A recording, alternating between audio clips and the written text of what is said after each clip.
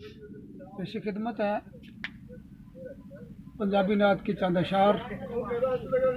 अर्ज किया है, तेरी बज़म सजावन वाला बख्तां वाला हुंदा है। तेरी बज़म सजावन वाला बख्तां वाला हुंदा है।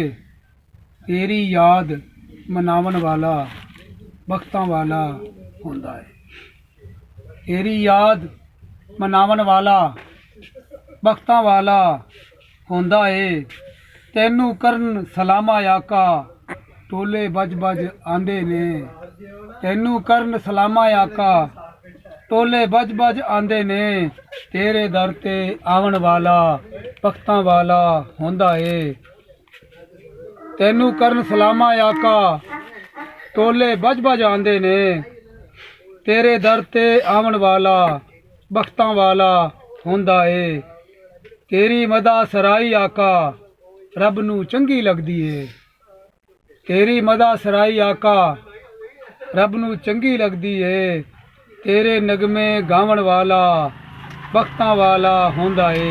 शेर अर्ज़ दी के नामूस तेरी दा राखा बनना हर मुस्लिम दा जुम्मा है।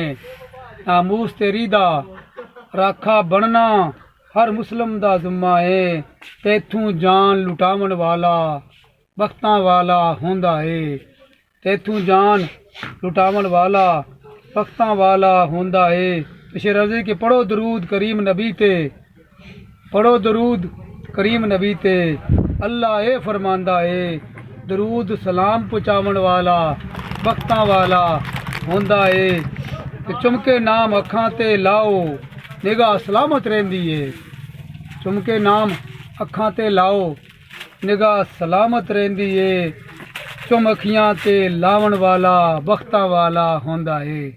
चुम अखियां ते लावन वाला बख्तां वाला हुंदा है। ते खत्म नबी दा ताज पवाया रब ने मेरे आका नू। बहुत प्यारा शेर है जी कि खत्म नबी दा ताज पवाया रब ने मेरे आका नू। नारे हजूर दे लावन वाला बख्तां वाला होंदा है। तो नबी आखिर मनना लाजिम अल्लाह ने फरमाया है। नबी आखिर मनना लाजिम अल्लाह ने फरमाया है। इहा गल समझावन वाला बख्तां वाला होंदा है। इहा गल समझावन वाला बख्तां वाला होंदा है। मकता जी के ख्याल आना पल पल आंदा।